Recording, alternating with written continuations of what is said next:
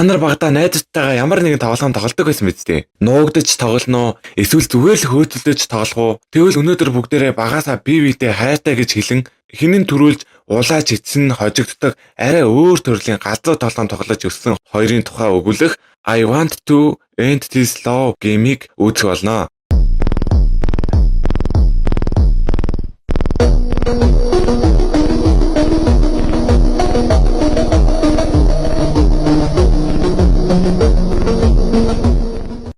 Юкия дурсамжаа иргэн бодлоо. Тэр 6 дугаар ангид байхдаа Микутэй хамт нэг сонин тоглоом эхлэж байжээ. Тэр тоглоомын нэр нь Би чамд хайртай тоглоом байв. Дөрөв нь маш энгийн. Хоёулаа ээжлэн Би чамд хайртай гэж хэлнэ. Хинэн хамгийн түрүүл сандарч, нүүр нь улааж, эсвэл зүрх нь хүчтэй цохилбол тэр хүн нь ялагдана. Юкия тэр үед энэ тоглоомыг маш тэнэг гэж бодож байсан. Одоо ч гэсэн адилхан боддог. Тэг хөгжилтөг байлаа. Нэг өдөр тэр кафе дотор сууж байгаад маргалдаж эхлэв. Чи л ичимхий шүү дээ гэж Мику хэлв. Үгүй чи өөрөө ичимхий. Мику уруулаа өмөлдүүлээд иймэрхүү байдлаар байвал энэ тоглоом хэзээ ч дуусахгүй юм байна гэж гомдлоо. Дараа нь инээгээд Юкияг шалан өмнө нь надад хайртай гэж хэлэхдээ их өхөөрдөм харагдсан шүү гэж хэлв. Үүнийг сонсоод Юкия нүүр нь шууд улаачглаа. Мику түүнийг анзаараад улам хинэв.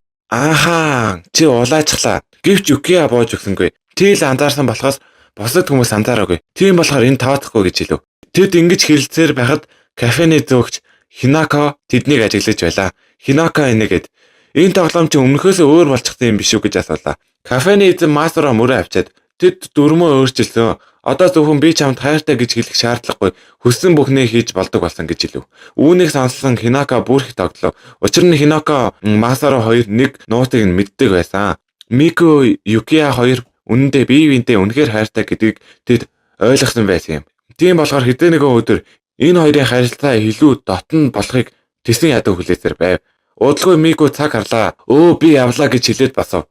Гарахын өмнө тэр Юкияг хараад маргааш эсэлтийн шалгалт дээр дахиад нэг ангид орчихоосаа гэж найдаж байна гэж хэлв. Юкия дотроо баярлсан ч нуухыг оролдов. Нэг ангид орно уу үгүй юу надад хамаагүй гэж дүрээсгэв. Мику хаалга руу алхаж яваад гинэт эргэж харав. Хоолнд баярлаа Масура ахаа гэж хэлээд гараад явчихлаа. Микуг явсны дараа Юкия эцэстэн дотроо бодож явснаа гаргав. Яагаад тэр дандаа эерх хүүхэд шиг ажилд байснаа гинэт ээлдэг өхөөрдөн болчихсон юм гэж бохимдав. Тэр Микуг үнэхээр хөөрхөн гэж боддог болсон байлаа. Тэр нь бүр толгойг нэрвүүлэх шахан байв. Юкия өөрийгөө энэ тоглоомд ялагдах байх гэж үргэлж боддог байсан. Гэхдээ сүүлийн үед өөрийн мэдрэмжийг дахин тунгааж эхэлжээ. Тоглоом анх эхэлж байх үед Мику түүнд огт хөөр харагддаггүй байсан. Харин ч тэр баяртай байсан. Учир нь Микугээс тоглоомд ялж чадах боломж гэж бодож байжээ. Гэвч нэг өдөр дунд сургуульд байхдаа бүх зүйл өөрчлөгдсөн юм. Тэр өдөр Мику түүн рүү ойртож ирээд чихэнд нь аяархан би чамд хайртай гэж хэмжээ. Тэр акшнд Юкиягийн зүрх хүчтэй тоглов. Мику тэр даруйд анзаарлаа. Хөөх сандарчглаа шүү дээ гэж шаалав. Юкия өөрөө хүртэл гайхсан байв. Учир нь тэр мөчид хоолой урд өмнөхөөсөө илүү илдэг зөөлөн салгадав. Тэр үед Юкия нэг зүйлийг ойлгожээ. Мику түүний нүдэнд аажмаар том болж жинхэнэ бүсгүй шиг харагдаж байсан юм. Тэр бодол яагаад ч юм түүнд их догдлол төрүүлсэн байлаа. Нэг удаа тэд хамтдаа гэрлүүгээ алхаж явжээ. Мику өөрийн ууж байсан унтаага Юкияд өгөөд уугаарай гэж хэлв. Юкия баг зэрэг улаагаад учир нь энэ нь шууд бус өмсөлттэй айдал санагдсан юм. Тэр эцнээ нуухын тулд царуулаас нь хүчтэй хадаад ундааг нь хурдан дуусгав. Дараа нь тэр нэг зүйл боджээ. Хэрвээ энэ тоглоомыг хэзээ ч эхлүүлээгүй бол юу болох байсан юм бол магадгүй өөр хүнтэй үерхэж болох байлаа. Харин энэ тоглоом тэднийг өдөө хүртэл үргэлж хамт байлгасан гэж Юкия боддог байв. Одоо ч гэсэн Юкия Микугийн талаар бодоод ганцаараа үйлсээр байлаа. Кафены ажилчид түүнийг хараад нэг талаар залгаж нөгөө талаар хөгжилдөж байлаа. Юкия нэг зүйлд итгэлтэй. Хэрвээ Мику түүний жинхэнэ мэдрэмжийг мэдчихвэл тэр насанд орчны шоолох байсан. Тийм ичгэртэй зүйлийг тэр тэсэж чадахгүй гэж боджээ. Тиймээс энэ тоглоомд ямар ч хамаагүй арахаар заавал ялхаа шийдсэн байв. Бүр Микугийн зүрхийг догдлуулахын тулд өөрийгөө илүү тариалаг харагдуулах гэж хүртэл хичээдэг болсон юм.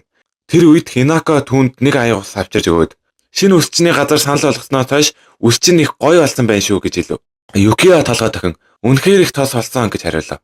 Гэхдээ тэр дотроо гайхсаар байв. Яагаад Микуд огт нөлөөлөхгүй байсан юм бол? Хинако түүнийг хараад шууд хэлв. Чи одоо хүртэл хүүгчиг аашлаад зөвхөн өсөө өөрчлөлөө гээд охин чамд сайн хандна гэж бодохын ч хэрэггүй шүү. Үүнийг сонсон Юкия юу ч хэлж чадсангүй суужглаа. Хинакогийн хэлсэн үг үнэн байв. Маргааш нь болж Юкия эцэст нь сургууль руугаа явахаар бэлэн болов. Энэ өглөө маш хэцүү байсан юм. Учир нь өс нь ерөөсөө хэлбэрт орж өгөхгүй байсан болохоор эгч Вакана нь хүртэл туслаж байж янзалжээ. Одоо түүнд хийх ганцхан зүйл үлдсэн байлаа.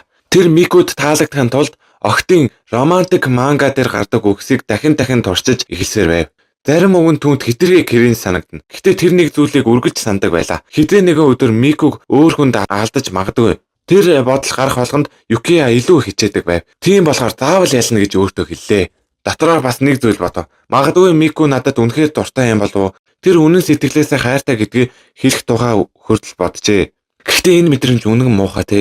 Яг сэтгэлээ хэлэх гэхээр хэлж чадахгүй. Нөгөө үнэ нь яг өөрт нь сайн ч юм шиг, гүү ч юм шиг. За би юу ярьчаа. Гэхдээ Мику өөрөг нь юу гэж боддог гэдгийг мэдэхгүй байсан болохоор зориг нь хүрдэггүй байлаа. Одоохондоо түүний хийж чадах зүйл бол Микуд зориулсан төгс залуу болох явдал гэж бодов. Тэгвэл Мику эцэст нь ялагдлаа хөлийн төвшөрөхөөс өөр аргагүй болно. Юкия өөрийн төлөвлөгөөгөө дахин шалгалаа. Өнөөдөр Микуг авахар очихдоо гоё үг хэлж гайхшруулнаа. Тэгэд түүнийг ухаангүй болтол нь догдлолно. Төлөвлөгөө нь төгс санагдаад тэр баяртайгаар доош бож ирлээ. Гэвч хаалган дээр ирэнгүүтээ хөсчгөв. Хаалганы өмнө Мику айлгдэн загсаж байлаа. Юкиягийн нүүр цайж эхлэв. Бараг ухаанаа алцгашглаа. Яаж игээд өөрийгөө тогтоож чадсан ч дотроо маш их сандарч байв. Учир нь Мику түүнд яг сахиусан тэнгэр шиг харагддаг байлаа. Ялангуяа ахлах ангийн сургуулийн дүрмт хувцастайгаа бүрч үзэсгэлэнтэй харагдана. Юкия нүрээ улаалгүй барих гэж маш их хичээв. Юкия бараг амьсгалан тасрах шахлаа. Мику түүний царайг хараад дотроо баярлав. Тэр өглөө чи маш их бэлдсэн юм. Өнөөдөр эцэст нь ялж магадгүй. Мику яагаад энэ тоглоомыг ийм нухацтай авч үздэг бодов. Үнэн хэрэгтээ тэр багасаа л Юкияд хайртай байсан. Тэр өөрийгөө зөвхөн найз биш, эмэгтэй хүн гэдэг талаас нь хараасаа гэж хүсэж байв. Сүүлийн үед Юкия өөрт нь өмнөхөөсөө илүү хүчтэй хариу үзүүлдэг болсныг анзаарчээ. Гэхдээ Юкия одоо хүртэл зүрхэн минь догдолсон гэж хүлээн зөвшөөрөхгүй. Мику өөрөө яллаа гэж зарлахыг хүсэхгүй байв. Түүний хүсдэг зүйл бол Юкия өөрөө чи үнэхээр хөөрхөн юм гэж хэлэх явдал байлаа. Гэсэн ч тэр ялна гэж шийдсэн эвээрээ байв. Тоглоом болгондоо бүх хүчээ гаргадаг шиг өнөөдөр ч мөн адил хичээхээр шийджээ. Удалгүй Мику өөрөө ч Юкиараа харж эхлэв. Юкия ахлах сургуулийн хувцастайгаа их дажгүй харагдаж байлаа. Бас өсрийн хүртэл янзлсан байв. Өмнө нь түүнд дуртай байсан. Гэхдээ сүүлийн үед Юкия улам том болж, улам сайхан харагддаг болсон болохоор зүрх нь өмнөхөөсөө илүү хурдан цохилжээ. Аз болоход тэр өглөө маш их бэлтгэл хийсэн байв. Юкияг дөрөв хувцастайгаа байна гэж төсөөлөд олон удаа бодсон учраас сэтгэлээ бэлдэж чаджээ. Тийм болохоор Юкия түүн рүү хараад Мику итгэлтэйгээр инээмсэглэв. Юу вэ? Намайг хараад алмаарад байгаа юм уу гэж чаалав. Юкия хөмсгөө зангидан өөрийгөө тайвшруулахыг хичээж байлаа. Хэрвээ ингэж байвал Мику даваа тал авчирчихна. Тэгээд гинэт өөртөө итгэлтэй төр үзүүлэхээр шийджээ. Тэр шууд Микугийн өмнө очиод ханаж шахав. Намайг ингэж ширтээд байсан юм уу гэж шаалсан өнгөөр хэлв.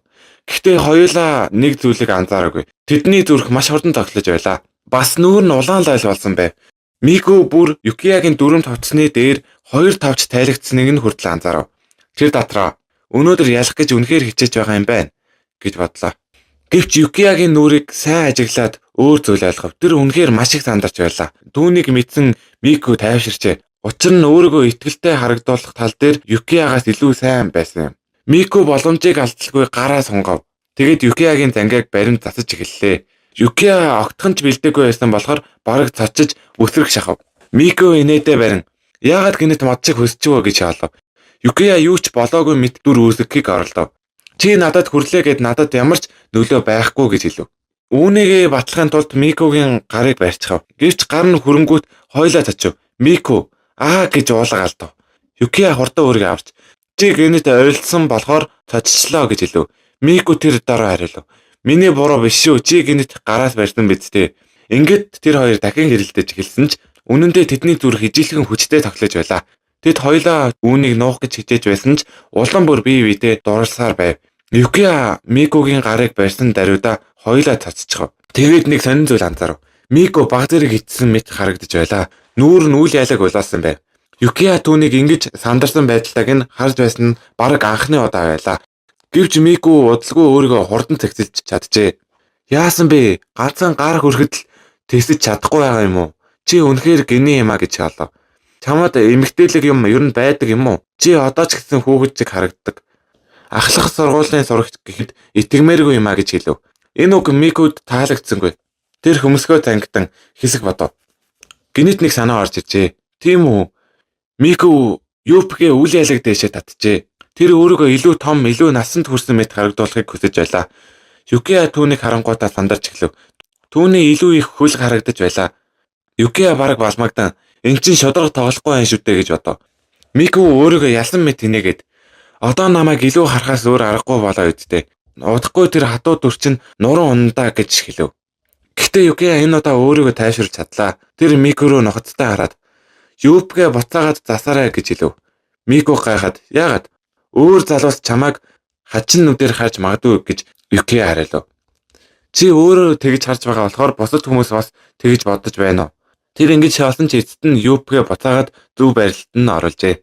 Дараа нь залтай нэмсэглэл гаргаад чи ингэж санаад зовж байгаа юм чинь би ялсан гэсэн үг үү? Хэрв зүрхчин зоглоогүй байсан бол Юпигний тухай ингэж ярихгүй байсан мэдтэй гэж асуулаа. Юкиа шууд огт тийм биш ээ гэж хашгираад надад тийм мэдрэмж төрөөгүй. Би зүгээр л босод залуус чам руу харна гэж хэлсэн юм. Мику ууртаагаар худлаа. Би нүүрэг чи улаасныг харсан шүү дээ гэж маргав. Ингээд хоёлаа дахин хэрэлдэж эхэллээ. Гэвч яг тэр үед арт талаас нь хоолоо сонсогдов. Та хоёр ингэсээр байхад хоцорхон байна шүү дээ. Тэр нь Юкиагийн эгч Вакана байлаа. Хоёлаа цаашаа эргэж харав. Вакана санаа алдаад сургууль руугаа явахгүй юм уу гэж асуулаа. Тэр үед л тэд цаг харжээ. Үнэхээр хоцрох төгсөн байв. Хоёлаа зэрэг хачгаран сургууль руугаа гүйж эхэлв. Вакана тэднийг холдож байгааг хараад инээмсэглээ. Ахтаа сургуульд орсон ч яг хэвээрээ байх юм аа гэж бовтонлаа. Юкиа Мику хоёр замын турш зогсолтгүй гүйсээр байв. Удалгүй тэд сургуулийн төг өгсдөг Сакура модтой толгод дээр хурж ирлээ. Гэхдээ цагтаа амжих хэсэг нь тодорхойгүй хэвээрээ байлаа. Юкиа амьсгатан чиний энэ зөрүүд цангаас болоод хоцорхон байна гэж хэлв. Мику тэр дараа харин чи тоглоомыг хэтэрхий нухадтай авч үздэг болохоор шүү дээ гэж хариулв. Тэр үргэлжлүүлэн өглөө ямар хичээсэн бэлээ дээ. Хананд шахсан, гой харагдах гэж оролцсон бүгднийг би хасаж үдэ гэж хэлв. Мику өөртөө итгэлтэйгээр инээмсэглээ. Чи бүх хугацаанд эвгүй байдалд байсан. Бас одоо хүртэл маргаад байна. Чи аль хэдийн ялагдсан гэсэн үг. Юкиа буцаад маргах гэж амаа найв. Гэвч гинэт бодлоо өөрчилжээ. Тэр алхмаа удаашрууллаа. Дараа нь бүр зогсчихв. Мику хідэн алхмын урд гарчсан хэсэг гүйсний дараа Юкиа байхгүй байгааг хараад тэр эргэж хараад яасан бэ гэж асуулаа. Гэвч Юкиагийн царайг харангуйтаа гинэт нүүр нь улаачгав. Юкиа маш нухадтай харагдаж байлаа. Түүний харц урдыгаасаа өөр байсан юм. Мику юу хэлхийг мэдэхгүй зогсов. Юкиа аажмаар алхсаар түүний хажуугаар өнгөрөв. Тэгээд тайван олгоор чамайг хэрэг бухимдах бол гэж харах гэсэн юм гэж хэлв. Мику хэсэг балмагдсанаа. Юу гинэ гэж хашгираад чи үнэхээр муу хүн юм. Чи хэлсэн шүү дээ гэж Юкиа мөрөө авчаад. Ингээд тэд дахин маргадаж эхлэв. Гэхдээ энэ удаагийн маргаа өмнөх шиг ширүүн байсангүй. Хоёулаа нэг том хэрүүлээс арай ээж зайлсхийсэн мэт байлаа. Тэд инээлдэн маргалцаар сургуулийн зүг хамтдаа үргэлжлүүлэн гүйлээ. Сургуулийн үүдэнд гүйж орж ирэн яг зэрэгцээ мэдээллийн самбар руу очижээ. Анги хуваарлтын жагсаалыг харах мөчөд хоёулангийнхан царай тэд орно гэрэлдэв. Тэр хоёр нэг ангид орсон байв. Тэр хоёр эцэст нь сургууль дээр ирээд ангийн хуваарийн самбар руу яаран очин харлаа. Хоёулаа шинэ хичээлийн жилд нэг ангид орсноо мэдээд дотроо маш их баярлав. Гэхдээ баярлснаа ил гарахгүй юу ч болоогүй юм шиг дүүрсгэж байлаа. Тэр үед хоёулаа дотроо чимээгүйхэн нэг зүйл амлав. Энэ жил заавал нөгөө хүнээ ялж би чамд хайртай тоглоомоо эцэлнэ гэж боджээ.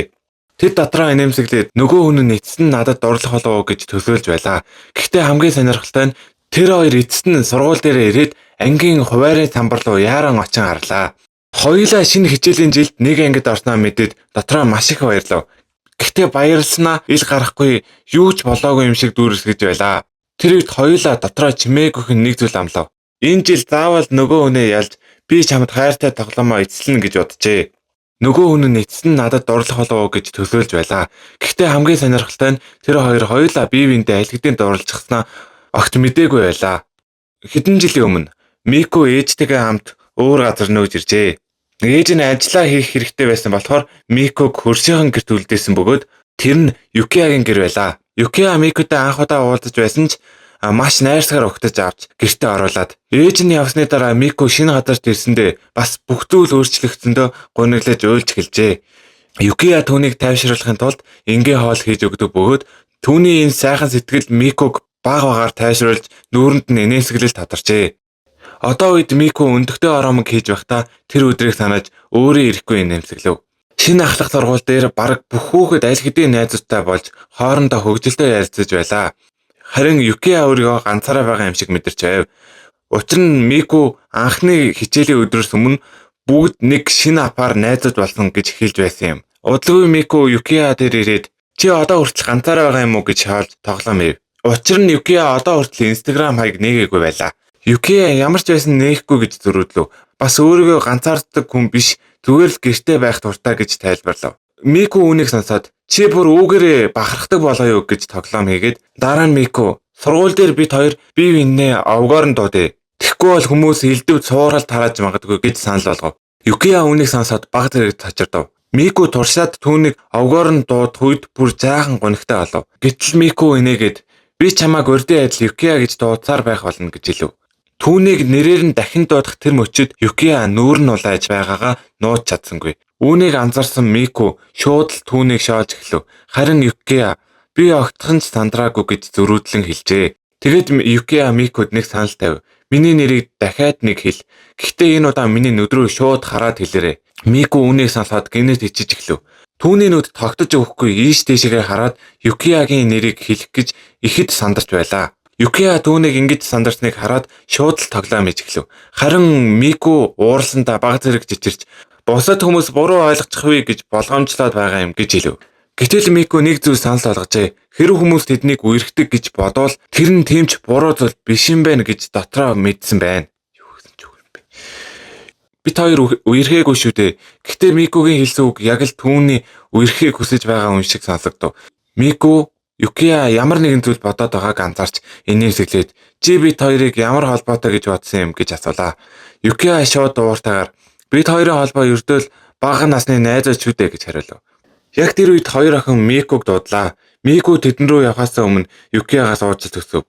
Юкия доош харж Мику надтай зүгээр л тоглох гэж ирсэн юм болов уу гэж бодлоо. Удалгүй Мику хоёр охиныг дагуулад бутаж ирэв.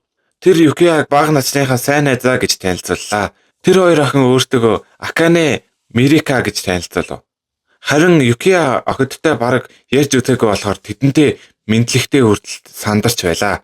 Үүнийг Мику шууд хэлчихв. Акане Мирика хоёр үүнийг сонсоод гайхлаа. Учир нь Юкияг харахад охидын донд их алдартай хөвгчийг харагдаж байв. Дараа нь Акане Юкиягийн овгийг их ховрон байна гэж хэлэхэд Юкия тайлбарлаад Шинсенгумигийн дөрөв хувцсны өнгөтэй Шинсенгумигийн дөрөв хувцс мэдгүй ямар нэг юмны дөрөв хувцс гэж тайлбарлаж хэлв. Гэхдээ удалгүй өөрийгөө тайшруулад яриагаа өргөжлүүлэхээр шийдэв. Тэр хоёр охин шууд чи аним үздэг юм уу гэж асуулаа. Юкия саяхнаас л Космо контент үзэж эхэлсэн гэж хариулв. Үүнийг сонссон Акана маш их баярлаад өөрөө үзэж байгаа уран зөгнөлт анимыг дэлгэрэнгүй ярьж эхлэв. Юкия түүний яаж байгааг шууд таниад тэр анимын гол дүрийн дуу оруулалт жүжигчд надад их таалагддаг гэж хэлжээ. Үүнийг хэлмэгц Акана Мирика хоёр бүр илүү догтлон Юкиятай анимны тухай тасралтгүй ярьж эхлэв. Харин Мику энэ бүхнийг хараад үнэхээр гайхжээ.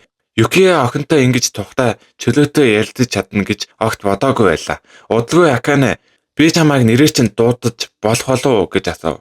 Мику үүнээ сонсоод гинэт нэг л тавгүй санагдав. Гэхдээ Юкия үгүй гэж илдгээр татгалцахад тэр дотроо тайвширчээ. Аканагийн хүслийг зөвшөөрөөгүй ч тэд инээмсэглэлээр байсан бөгөөд тэдний хоорондын уур амьсгал огт эвгүй болсонгүй. Харин Мику чимээгүйхэн Юкияг босдтой ярьж байхдаа ямар гоё инээдэг юм бэ гэж дотроо бодож байлаа. Хэсэг хугацааны дараа Акана Мирика хоёр баяртай гэж хэлээд явцгаав. Тэднийг явсны дараа Юкия урдаар санаа алдав. Гэтэл Микугийн эргэн тойронд нэг л бараан уур амьсгал байгааг анзаарав. Юкия гахаад Микугийн царайлуу харахад Мику сандарч нүүрээ яарнав.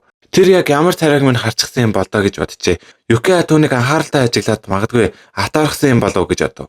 Сонирхсон Юкия гараа ааж охин сунгаад Микугийн гарч зөөлө хүрлээ. Мику гинэт сонин дуу гаргаад цочин өсрөв. Үүнийг хараад ангийн бүх хүүхэд манай хоёр руу зэрэг харлаа. Мику Юкия хоёр бие биирүүгээ итгэж ядсан харцаар ширтэж байтал Юкия гинэт чангаар инээж эхлэв. Тэр Мику руу ааж охин алхаж очиод чи яагаад тийм хөвжөлтэй дуу гаргачих вэ гэж асуулаа. Мику шууд л чиний буруу шүү дээ гэж хэлв. Эцэст нь тэр найзуудтайгаа ярьж байх үеийн Юкиягийн царайг бодож байсан гэж үнэнээ хэлжээ. Юкия бас шууд харин чи өмнө нь бүр сонирхолтой царай гаргасан шүү дээ гэж хариулв. Гэхдээ тэр бас нэг зүйл үннээр нь хэлв. Ямар ч байсан чамтай ярих надад босод хүмүүстэй ярихаас илүү амар байдаг.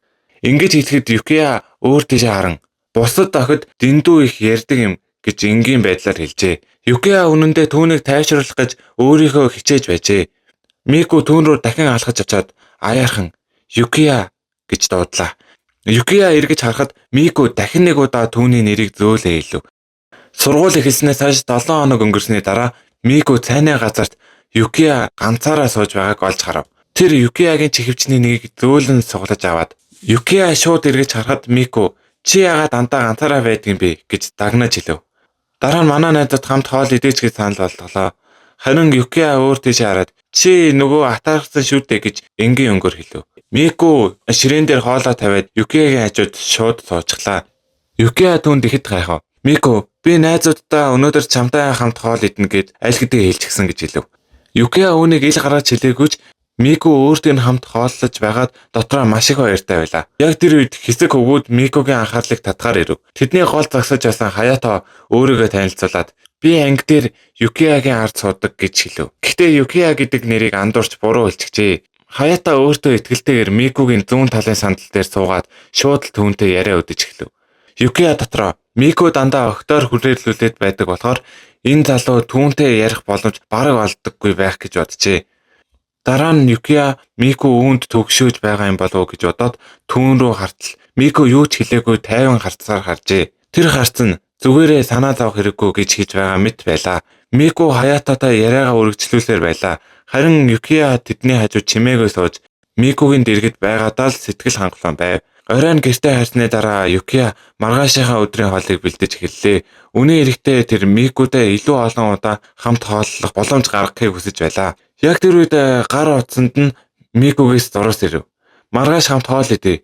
Үүнийг уншсан Юкия дотроо маш их баярлжээ. Маргааш нь өдрийн хоолны цагаар Мико Юкия хоёр хүн багтаа нам гүн газарт хамт очиж суув. Мико инээмсэглээд өөрийн гараар хийсэн бентог Юкияд өгөв. Юкия тагийг нь болгоомжтой онгойлгоход маш амттай харагдах хоол дотор нь байлаа. Үүнийг хараад зүрх нь хүчтэй догдолсон ч тэр дотроо "Би чамд хайртай тоглоомаа" санав. Юкия Мико руу эргэж харахад Мико аль хэдийн өөртөө итгэлтэй инээмсэглээд сууж байлаа. "Мико тоглоом, чиний зүрх мэдээж догдлно. Энд чинь зөвхөн чамд зориулж хийсэн тусгай хоол шүү дээ" гэж хэлв. Юкия дотроо баг зэрэг бохимдов. Учир нь Мико энэ хоолыг зөвхөн хайрын тоглоомдоо ялахын тулд хийсэн гэж дотроо боджээ. Мико баяртайгаар "За хурдан амсаад үзье" гэж яаралв. Юкия нэг чирхэг лимоно авч амандаа илээ. Амссан даруйдаа тэр хоол ямар гайхалтай амттай болохыг түүний нүүрний хувилбар бүхнийг хэлчихлээ. Мико шууд л инээгээд "Хараач, нүүрэн дээр нь бүгд бичээтэй байна" гэж хэлв. Юкия тайван харагдахыг хичээгээд "Үнэхээр амттай юм байна. Чи энэ хоолыг намайг бодож их амттай хийжээ" гэж магтав. Юкиягийн хэлсэн үг Микогийн зүрхэнд хүрч Микогийн нүүр аажмаар улааж эхлэв. Эхэндээ Юкия бүдэн шивооны өндөгний талаар нэг зүйл хэлэхдээ үгээ жаахан эвгүй сонгочихлоо. Юкия тэр доор нь түүнийг дагнажээ. Удалгүй Мико Юкия өөрийн хийсэн өдрийн хоолоо авчирсныг анзаарав. Тэр шууд "Би бас хоолыг чинь амсаж болох уу" гэж асуулаа. Юкия дотроо ихэд сандарчээ. Учир нь өнөөдрийн хийсэн хоолыг тийм ч сайн болоогүй гэж бодож байв. Мико тагийг нь онгойлгож хамгийн түрүүнд өндгийг нь амсахаар шийдэв. Юкия гайхсан Мико хоолыг нь үнэхээр амттай гэж хэлжээ. Мико инээмсэглээд "Энэ амт намайг өнгөрсөн үе рүү буцааж авчирлаа" гэж хэлв. Юкия эхлээд юу хэлээд байгааг нь ойлгосонгүй. Гэхдээ удалгүй анх уулзахдаа өөрийн хийсэн өндөгний хоолыг Мико дөгч байсан үеэ саналаа. Мико тэр хоолыг одоо хүртэл марталгүй санаж явсныг мэдээд Юкия маш их догдлоо. Мико дараа нь зөөлөн дуугаар "Хэрэв чи ганцаардаж байвал бид хоёр хүссэн үедээ хамт хооллож болно шүү" гэж хэлв. Эцэст нь тэд хамтдаа хооллож байхаар тохиролцов. Хоёулаа энэ шийдвэртээ маш их баяртай байсан ч сэтгэлээ нуухыг хичээж байлаа. Юкия дотор нэг зүйлийг амлав. "Би заавал хоол хийх чадвараа улам сайжруулнаа." Тэр цагаас хойш гэртээ Вакана Юкиягийн албан бос хоолны шүүмжлэгч болжээ. Харин сургууль дээр Мико найзуудтайгаа өдөөс хойш хамт цай уух тухай ярилцаж байлаа. Охид хүүхэд амралтын өдөр хамт гарахыг хүссэн ч Мико татгалзав. Ойрцоо байсан хүүхэд энэ нарыг сонсоод Микотой хамт цай уувал ямар гоё байх болоо гэж төсөөлж эхэлжээ. Юкия энэ талаар юу ч хэлсэнгүй. Амралтын өдөр Юкия, Мико хоёр хамтдаа онлайн тоглоом тоглож байлаа. Чихвчний цаанаас Мико ялагдах болгондоо бухимдаж байгаа нь сонсогдно. Юкия үүнийг сонсоод Мико тоглоом ингэж их тоглодгийг хүмүүс мэдвэл үнэхээр гайхах бах таа гэж боджээ. Тоглоом бол тэднийг олон жилийн турш холбосон хамгийн чухал нийтлэг сонирхлуудын нэг байлаа. Дунд сургуульд орсны дараа сонирхол нь өөр болж өмнөх шигээ хамт цаг өнгөрөх нь багассан юм. Юкия гэнэт "Амралтын өдрөөр бид хоёр ингэж тоглодог байх үнэхээр зүгээр юм уу" гэж асуув. Мико инээгээд "Амралтын өдрөөр тоглоом тоглож л жинхэнэ амардаг. Дараа нь баг зэрэг тоглоом хийн. Яг одоо ч гэсэн би чамтай хамт байгаадаа маш их баяртай байна гэж хэллээ. Шинэ тоглолт эхлэмэгт Микогийн хоолой огцом өөрчлөгдөж ямар их догтлож байгаа нь шууд мэдэгдүүлж байлаа. Юкия түүний энэ баяр хөөртэй төрхийг хараад улам өхөрдөм санагджээ. Тэр дотроо Микотай хамт өнгөрүүлдэг ийм мөчүүд надад хамгийн үнцэнтэй байдаг гэж бодов.